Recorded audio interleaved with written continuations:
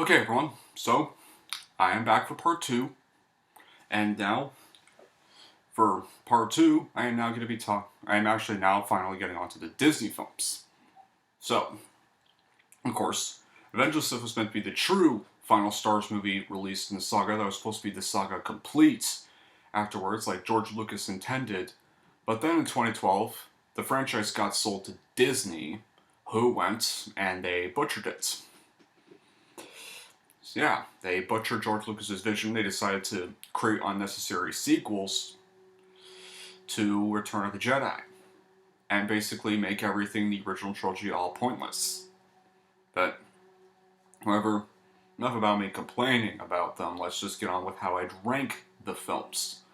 So, with that being said, start with the first Disney-made Star Wars film, and that is, of course, for Star Wars Episode 7, or Disney claims to be Episode 7, but it's kind of more of a remake. Episode 7, The Force Awakens. Basically, this film is set 30 years after Return of the Jedi, and the galaxy is now facing a new threat from an evil warrior named Kylo Ren and the First Order. When a defecting stormtrooper named Finn crash lands on the desert planet of Jakku, he meets a scavenger named Rey, whose droid BB-8 contains a top secret map. Together, they join forces with Han Solo, make sure the Resistance receives intelligence concerning the whereabouts of Luke Skywalker, the last of the Jedi Knights. For starters, let's all the bad qualities about this film. That basically, it lacks any real transition between Return of the Jedi and this movie, seemingly as an overreaction to people, all because fans would criticize the prequels for boring space politics, but there's no explanation of the political situation or why anything in the film is the way it now is.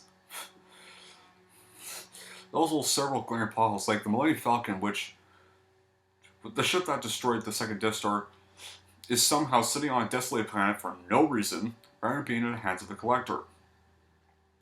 And the time skip between Return of the Jedi and this film is not even large enough. They're supposed to believe that the events of the original trilogy are all treated as a myth, even though it's only been 30 years after the events of Return of the Jedi. It's never explained how the First Order even rose to power from the ashes of the Galactic Empire, and how they could afford to turn an entire planet into a superweapon in complete secrecy. They never explained how Anakin's lightsaber remained intact, even though it got lost in Cloud City after Luke's right hand was literally destroyed in his duel with Darth Vader. It's even very unnecessary because Return of the Jedi was the perfect end to Star Wars. It wrapped up the story of Star Wars saga. It did not need to be expanded any further. Plus, the pace of the film goes on way too fast. There isn't even enough time to give any characterization either. And even the need to establish the status quo basically makes everything the characters in the original trilogy struggled for moot. Like, Han Solo's now back to his smuggling ways, having broken up with Leia, undoing his character growth in the process. Everything Luke Skywalker tried to create after Return of the Jedi failed, and now he is hiding, apparently somehow achieving nothing at all. And Anakin Skywalker never even brought balance to the Force. And New Republic, that they fought so hard to establish, has been swept aside in a single stroke. And then the protagonist, Rey. She is so dull, aimless, and overpowered for no reason. Who pulls abilities out of nowhere as the plot requires, lacks a coherent goal, and is chauffeured by other characters. They all pause to tell her how amazing she is. Some might say that she isn't, even though, like, I don't think that. It even lacks a sense of skill. It's progress to Star Wars. Introduced the Force Mind probe, which isn't even a cool trick. It's just some lazy add-on that Disney made up. Now, even has a sequel baiting ending that was meant to set up was soon to be The Last Jedi, and well, I was hoping that Last Jedi would be somewhat better and be more original, but of course we all know how that turned out, unfortunately.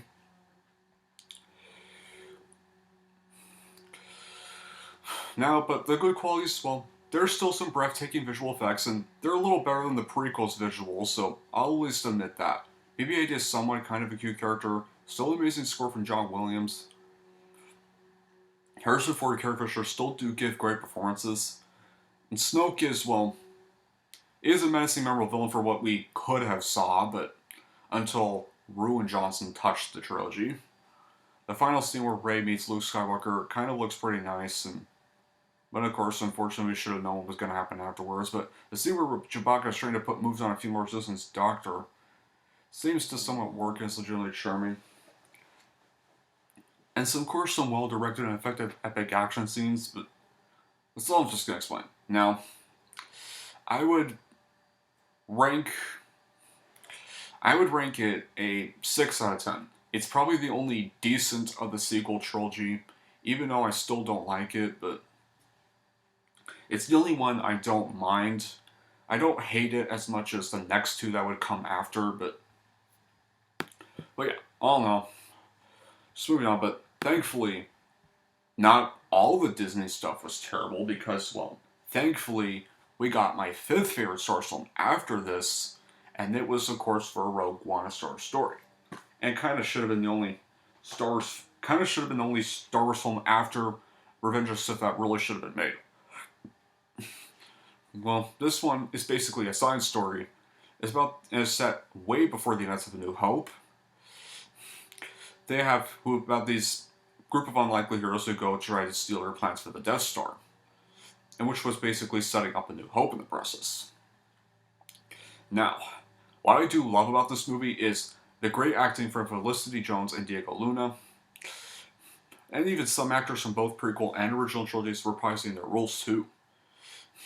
Plus, much like Revenge of the Sith and Empire Strikes Back, it's also one of the darker Star Wars movies, and it even acts more like a war film than a Star Wars film, and I'm glad they kind of went more different. The clever use of unused footage from A New Hope for Red Leader or Gold Leader, it's also very nice visual effects. K2SO is actually a very funny comic relief droid. Good humor in there. Especially Vader's iconic line, "Be careful not to choke on your aspirations." Speaking of Darth Vader, he's back, and it's very epic scene at the very end when he shows up with that lightsaber and pretty much kills all the Resistance troopers. Not only is it awesome, and it even sent so many chills in the theater when I watched it. Also manages to sneak seamlessly into A New Hope. Action's just as exciting as any saga, and unfortunately it's not scored from John Williams this time, but Michael Giacchino scores it this time, and he's actually still pretty excellent at it. I think the only bad qualities are the underdeveloped characters, some confusing pacings, and the CGI for both Tarkin and Leia falls into the uncanny valley, but whatever, I can ignore those. I would rank it a 9 out of 10. It's my fifth favorite Star Wars movie, and probably the only good of the Disney films, well, with the exception of Mandalorian, anyways. This and Mandalorian are the only Disney stuff from Star Wars I like. And maybe the Star Wars line at Disneyland, but oh no. Still a good watch. But then we get to the worst, much worse than Rise of Skywalker Star Wars movie, and well, I think you kind of already know which one I'm about to get to, but that film is, of course, for The Last Jedi. Oh god, let's just get what this movie's even about. Luke Skywalker's cowardly, peaceful existence time where he's just hiding on this island doing basically nothing, gets upended when he encounters Rey, the young woman who shows strong signs of the Force, or for some reason, but is actually overpowered. Her desire to learn the ways of the Jedi forces Luke to make a decision that changes their lives forever. Well, he never actually does. Meanwhile, Kylo Ren and General Hux lead the First Order in an all-out assault against Leia, resistance for supremacy of the galaxy. Out of the so many bad qualities, it has simplistic, poor setups for concepts and scenes. The viewer is actually expected to know everything from the source material. It uses a rather washed-out, gritty color plate typically seen in war films. Instead of using bright colors like the previous ones did, as a result, the movie looks rather faded and dull. Characters simply appear where the plot has decided they ought to be, for examples. Phasma is slightly the opposite end of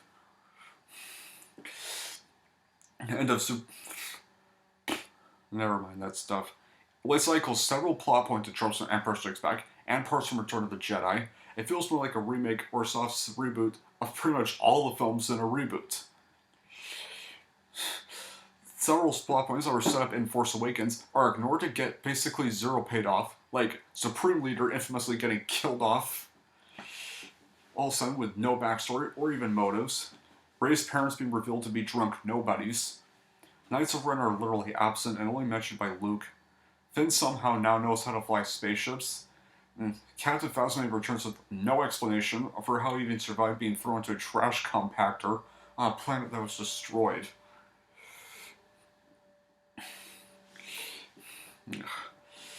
And what else? Oh yeah, constant clucky attempts at humor that are so badly placed. Like, Star Wars? I just want to watch a Star Wars film, not some comedic joke film. Sir, oh yeah. And of course, let's also not forget what they did to Luke. Basically, in this film, Luke is this grumpy old jerk who throws his father's lightsaber like it's worthless. Basically tells Rey to go away. And drinks this gross alien milk from this giant alien, which is so disgusting, and I can't even get through that. Plus, it's also directed by has so many terrible characters like Holdo and Rose, and let's not forget, it's also directed by a guy who knows absolutely nothing about Star Wars and is constantly rude to the fans who disagree with it, or just try to express their opinions that they don't like it. And it's just awful. It's not even a Star Wars film. It barely even acts like a Star Wars film, and it caused me to have a bit of resentment towards Disney. Now, I think the only good qualities are Andy Serkis' performance as Snoke is still pretty good, and seeing the Yoda puppet from Empire Return come back in this film was actually pretty good, and seeing Yoda come back was actually paid off. And maybe one little throwback to New Hope, like with the hologram from A New Hope, like Leia's hologram from A New Hope. And the scene of Finn accepting he's now a fighter when he tries to sacrifice himself for what could have worked actually seemed like a good scene, but then Rose went and ruined it by saving him and basically dooming everybody. Yeah. And of course, don't even get me started on the shirtless Kylo Ren scene. That's also equally as disgusting as the milk scene. Now, I would so rank this a 2 out of 10. It's just awful, it's trash, I don't like it, and I just want to move on to Solo at this rate, guys. Like, I think you've heard enough of my opinions on Last Jedi, but then we got yet another side story film, and that was for Solo Star Story. Now, it was okay. It's better than the Disney sequel films, but I feel like this movie did not really need to be made. There's kind of just no reason to it. It kind of ruins the mystery of the character.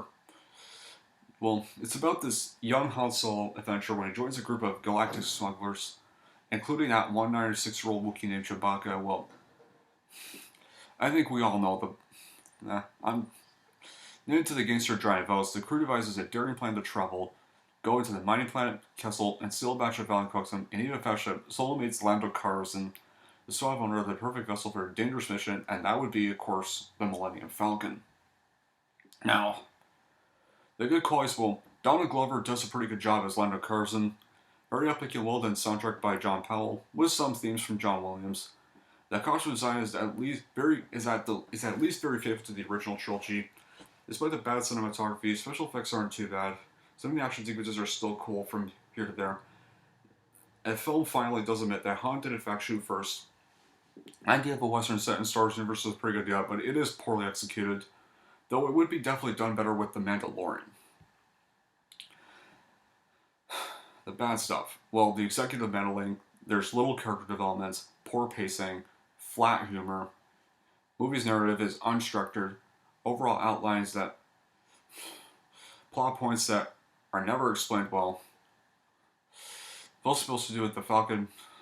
The ending's big reveal is a cybernetically enhanced Darth Maul trying to set up this Obi-Wan anthology film, but we never really got it, because, well, Solo did really bad at the box office. And the main villain was supposed to be a CGI Cougar Man, who was going to be played by Michael K. Williams, but since it was heavily reshot, they changed it to just being some guy with a scar face, played by Paul Bettany. In the end. And proves a ludicrous and somewhat cringy origin to Han Solo's surname. He got it from this Imperial officer who thought of it at the top of his head and gave it to Han. That's probably the worst backstory I've probably ever heard in my life. Now, how would I rank this film? Well, I would rank it a 5 out of 10.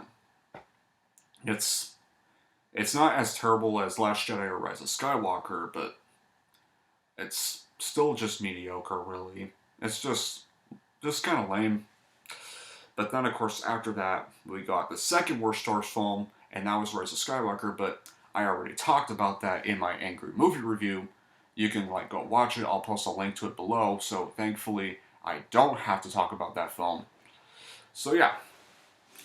That's it for all my ranking of the Star Wars films. So, how to rank it from best to worst? Well, first place, Empire Strikes Back. Second place, A New Hope. Third place, Return of the Jedi. Fourth place, Phantom Menace. Oh, not Phantom Menace. Revenge of the Sith. Fifth place, Rogue One. Sixth place, The Phantom Menace. Seventh place, Attack of the Clones. Eighth place, Force Awakens. Ninth place, Solo. 10th place, Rise of Skywalker. And bottom worst, Last Jedi. That's how I rank the Star Wars films. So anyway, that'll be it for this video, guys. Thank you all for watching, and if you like this and want to see more, then don't forget to like and subscribe to Movie Lover 100 at 20.